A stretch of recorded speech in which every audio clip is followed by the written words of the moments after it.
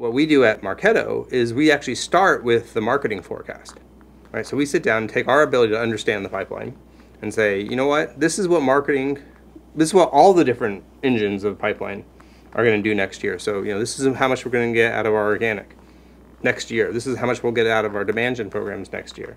This is how much we'll get out of referral next year. This is how much we'll be able to get from the sales team directly next year. And partners. And then partners is another line too. And so you look at kind of that, and I actually then forecast, this is how much pipeline we'll generate next year.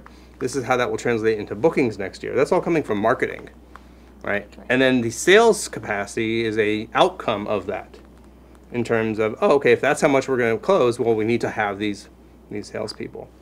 It's a much more integrated, much more powerful way to set a plan, and think what that does now for the marketing budget, right? Now and the CMO.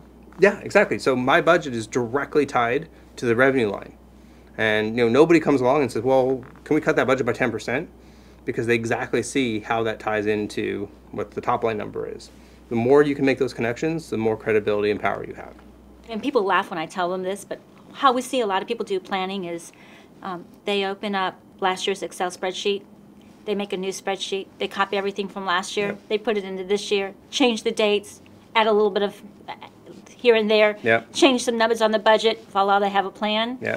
I mean, that's really, that planning approach has to change. Yeah, absolutely. I think, Do you see that happening? That happens all the time. Okay. It's interesting because there's, I think, interconnected, ideas here that ultimately tie down to how well can the marketer look forward into the future. So just back on the topic a second ago when we were talking about programs, I think the more the marketer can have that ability to take the analysis and the understanding of how things move through the revenue cycle, or the pipeline, and apply that to understanding the business, the better. So you can use that, for example, if you do a marketing program, and to be able to tell everybody, look, I did this thing, right? And these were the outcomes or the activities that related to it, this many people or whatnot.